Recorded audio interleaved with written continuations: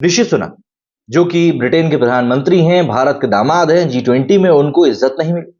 ये मैं नहीं कह रहा हूं या कोई भारतीय मीडिया का अखबार नहीं कह रहा है, बल्कि ये खबर इस समय ब्रिटेन के अखबारों से निकल कर आ रही है। रविवार को नई दिल्ली में संपन्न हुए G20 शिखर सम्मेलन में अमेरिकी राष्ट्रपति जो बाइडेन, सऊदी crown prince Mohammed bin Salman और ब्रिटिश पीएम ऋषि सुनक समेत दुनिया भर के तमाम बड़े देशों के प्रतिनिधियों ने शिरकत करी।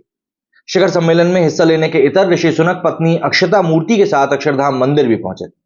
हालांकि ऋषि सुनक के भारत दौरे को लेकर ब्रिटिश अखबार द गार्जियन ने टिप्पणी करी है कि सुनक को भारत में उतनी तरजीह नहीं दी गई जितनी कि उन्हें उम्मीद थी।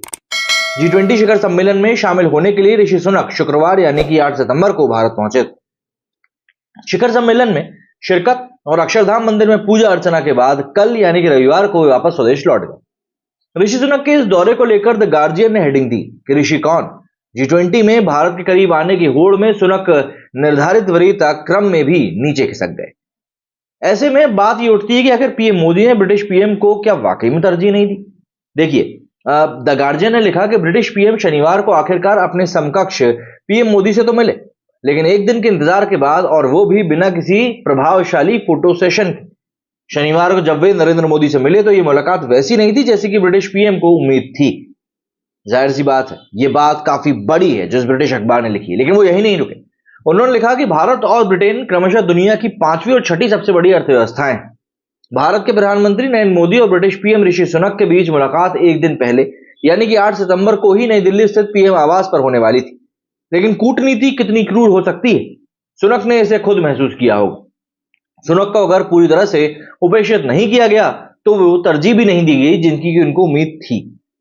पीएम मोदी के आवास पर होने वाले शानदार फोटो सेशन के बजाय दोनों नेता वहां मिले जहां भारत G20 सम्मेलन की मेजबानी कर रहा था, यानी भारत मंडपम में बने एक कक्ष में, क्योंकि पीएम मोदी का आवास अपने पूरे वैभव के साथ अमेरिकी राष्ट्रपति जो बाइडेन के लिए रिजर्व था।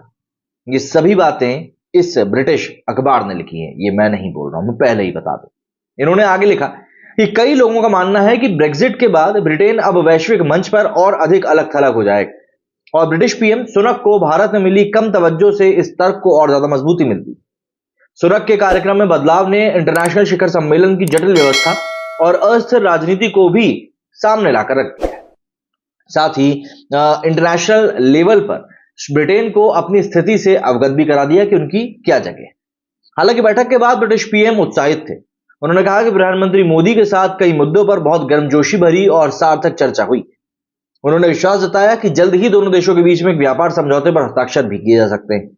मतलब आप यहां पर लेवल देखिए, किस लेवल तक कोई मीडिया गिर सकता है सिर्फ एक भारतीय मूल के व्यक्ति को नीचा दिखाने में। उनको पता है कि ऋषि सुनक के साथ पूरा भारत है, हम हैं, हमारे जैसे ना जाने कितने लोग हैं।